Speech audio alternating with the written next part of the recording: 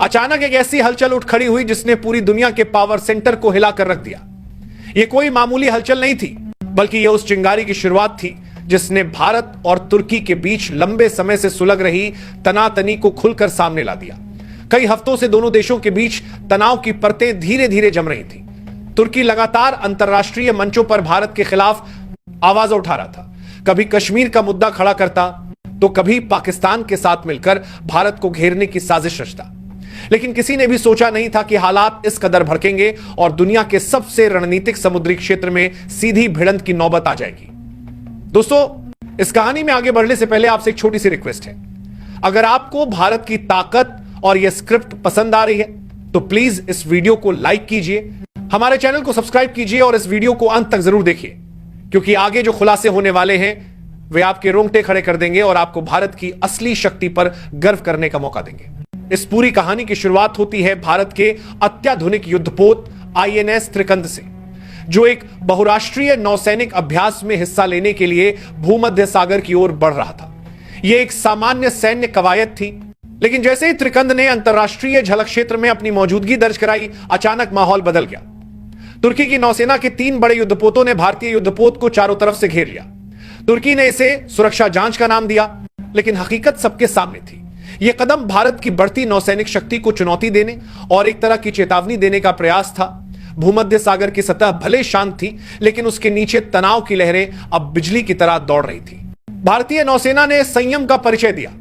त्रिकंद से साफ शब्दों में रेडियो संदेश भेजा गया कि यह अंतरराष्ट्रीय जल क्षेत्र है और तुर्की को अपनी आक्रामक पोजीशन से तुरंत पीछे हटना चाहिए। लेकिन तुर्की की नौसेना ने इस चेतावनी को अनसुना कर दिया और अपने जहाजों को और करीब ले आई, मानो अगले ही पल कोई टकराव शुरू होने वाला हो। समुद्र की लहरें खामोश थीं, लेकिन माहौल बारूद की तरह तनाव से भरा हुआ था। यही वह क्षण था जब नई दिल्ली ने सीधा कंट्रोल अपने हाथ में लिया और अंकारा को सख्त संदेश भेजा। भारत ने अल्टीमेटम दिया, 8 घंटे के भीतर पीछे हटो, वरना नतीजे भुगतने के लिए तैयार रहो। यह अल्टीमेटम तुर्की के सत्ता गलियारों में जैसे भूचाल लेकर आया। राष्ट्रपति के सुरक्षा सलाहकारों ने आधी रात को आपातकालीन बैठक बुलाई। नौसेना प्रमुख, विदेश मंत्रालय और खुफिया एजेंसियों के अधिकारी तुरंत एकत्रित हुए। उधर दिल्ली में भी हालात उतने ही गंभीर थे। प्रधानमंत्री कार्यालय और रक्षा मंत्रालय में तीनों सेनाओं के प्रमुख लगातार हालात की समीक्षा कर रहे थे। यह पहला मौका था जब भारत ने किसी नाटो सदस्य देश को इतने स्पष्ट शब्दों में अल्टीमेटम थमाया था और असर तुरंत दिखने लगा। तुर्की की बेचैनी उसके चेहरे पर साफ झलक रही थी, क्योंकि अब उसे समझ आ चुका था कि भारत मजाक नहीं कर रहा है। तुर्की के नौसैनिक ठिकानों पर अलार्म बजने लगे, पूरे नेवी बेस को हाई अलर्ट पर डाल दिया गया, जहाजों के इंजन गरजने लगे, रडार स्क्रीन पर हर हरकत पर नजर रखी जाने लगी। तुर्की चाहता था कि इस घटना को दुनिया से छुपाया जाए, लेकिन आसमान में घूमते उपग्रहों और महासागर में सक्रिय ओशन ट्रैकिंग सिस्टम ने पूरी पोल खोल दी। साफ दिखाई दे रहा था कि तुर्की के वारशिप्स भारतीय युद्धपोत त्रिकंद को शिकारी भेड़ियों की तरह घेर रहे हैं। दिल्ली से भी स्पष्ट संदेश भेजा गया कि भारत पीछे नहीं हटेगा, और इसी के साथ अरब सागर से 2 और भारतीय युद्धपोत भूमध्य सागर की ओर रवाना कर दिए गए। अब तस्वीर बदल चुकी थी। तुर्की का दबाव भारत पर नहीं, बल्कि भारत का दबाव तुर्की पर भारी पड़ रहा था। भारत ने केवल जहाजों की तैनाती से ही नहीं, बल्कि साइबर वॉरफेयर और इलेक्ट्रॉनिक जैमिंग यूनिट्स को भी सक्रिय कर दिया। इसका सीधा मतलब था कि तुर्की की कम्युनिकेशन लाइन किसी भी पल ब्लैकआउट हो सकती थी। इसके साथ ही भारत ने संयुक्त राष्ट्र में पूरी कहानी रख दी।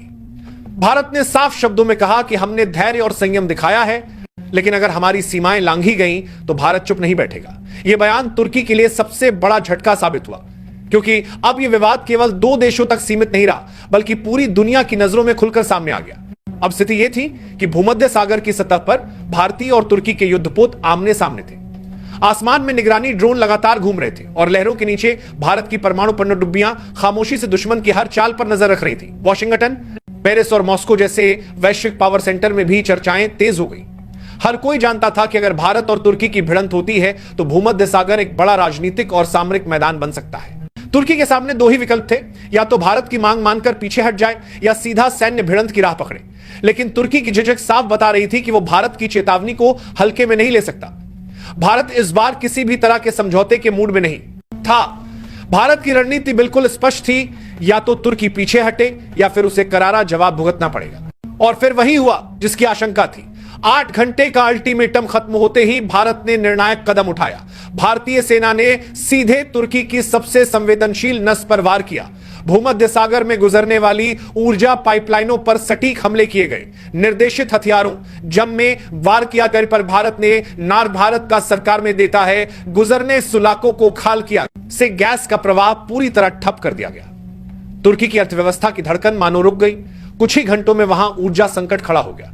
तुर्की जो कुछ दिनों पहले भारत को चेतावनी दे रहा था, अब अपनी ही ऊर्जा की किल्लत से जूझ रहा था। भारत की इस रणनीतिक चाल ने तुर्की को चारों ओर से पराजित कर दिया और भारत की नौसेना अब केवल भूमध्य तक सीमित नहीं रही, बल्कि उसकी पहुंच रेड सी और ब्लैक सी तक फैल गई। तुर्की के तीनों किनारे अब भारत की पकड़ में थे। भारत ने यह साबित कर दिया कि असली शक्ति केवल हथियारों से नहीं बल्कि रणनीति से दिखाई जाती है। भारत ने बिना बड़े युद्ध छेड़े ही तुर्की की कमर तोड़ दी। इस घटनाक्रम ने यह भी दिखा दिया कि भारत अब सिर्फ एक क्षेत्रीय शक्ति नहीं रहा, बल्कि एक वैश्विक शक्ति के रूप में स्थापित हो चुका है। अंतरराष्ट्रीय मंच पर भारत को जबरदस्त समर्थन मिला। यूरोपियन यूनियन, अमेरिका और अन्य कई शक्तिशाली देशों ने भारत के पक्ष में बयान दिए। तुर्की धीरे धीरे अकेला पड़ता जा रहा था। उसकी गलतियां और उसकी आक्रामक रणनीति अब उसी पर भारी पड़ रही थी। भारत ने यह संदेश पूरी दुनिया को दे दिया कि अगर कोई उसकी संप्रभुता और अधिकारों को चुनौती देगा तो भारत निर्णायक और सटीक वार करने में जरा भी देर नहीं करेगा। आज की इस घटना ने भारत की वैश्विक छवि को नई ऊंचाई पर पहुंचा दिया है। भारत ने दिखा दिया कि वह केवल हिंद महासागर तक सीमित नहीं है, भारत बल्कि दुनिया के हर सामरिक समुद्री मार्ग पर उसकी मौजूदगी दर्ज है। भारत अब व्यापारिक रास्तों की सुरक्षा के साथ साथ वैश्विक राजनीति के केंद्र में भी निर्णायक भूमिका निभाने लगा है। दोस्तों, भूमध्य सागर की लहरों पर जो कुछ हुआ वह सिर्फ एक समुद्री घटना नहीं थी, बल्कि यह भारत की बदलती पहचान का प्रतीक था। एक समय था जब भारत को वैश्विक राजनीति में सिर्फ एक शांतिप्रिय राष्ट्र माना जाता था, लेकिन अब तस्वीर पूरी तरह बदल चुकी है। भारत ने दुनिया को यह साफ संदेश दे दिया है कि अगर कोई उसकी संप्रभुता या उसके हितों को चुनौती देगा तो भारत सिर्फ चुपचाप देखता नहीं रहेगा, बल्कि गरज का जवाब देगा, और ऐसा जवाब देगा कि दुश्मन की रूह तक कांप उठे। तुर्की ने सोचा था कि भारत को समुद्र में घेरकर वह अपनी ताकत का प्रदर्शन करेगा, लेकिन भारत ने यह साबित कर दिया कि उसकी रणनीति, उसकी तकनीक और उसकी सैन्य क्षमता किसी भी दुश्मन को घुटनों पर ला सकती है। तुर्की के जहाजों ने भले ही त्रिकंद को घेर लिया हो, लेकिन भारत की सोच और उसके निर्णायक कदमों ने तुर्की को दुनिया के सामने कमजोर और असहाय कर दिया। इस घटना ने साबित कर दिया कि अब भारत महज एक क्षेत्रीय ताकत नहीं बल्कि एक वैश्विक शक्ति है। भारत की नौसेना सिर्फ हिंद महासागर तक सीमित नहीं रही, बल्कि अब वह भूमध्य सागर, रेड सी और ब्लैक सी तक अपनी मौजूदगी दर्ज करा रही है। यह वही भारत है जो अब किसी भी साजिश का शिकार नहीं होगा, बल्कि साजिश रचने वालों को उसी के घर में सबक सिखाएगा। आज पूरी दुनिया यह देख रही है कि भारत सिर्फ आर्थिक या तकनीकी शक्ति नहीं है, बल्कि एक ऐसी महाशक्ति है जो युद्ध के मैदान में और कूटनीतिक मंच पर बराबरी से खड़ा हो सकता है। भारत का यह कदम आने वाली पीढ़ियों के लिए मिसाल बनेगा और दुनिया को यह याद दिलाएगा कि हिंदुस्तान अब सिर्फ सोने की चिड़िया नहीं, बल्कि दहाड़ता हुआ शेर है, जिसकी गर्जना सातों समंदरों के पार सुनाई देती है। और यही असली भारत है जो शांति चाहता है, लेकिन अगर कोई उसे उकसाएगा तो वो ऐसा प्रहार करेगा कि इतिहास हमेशा याद रखेगा।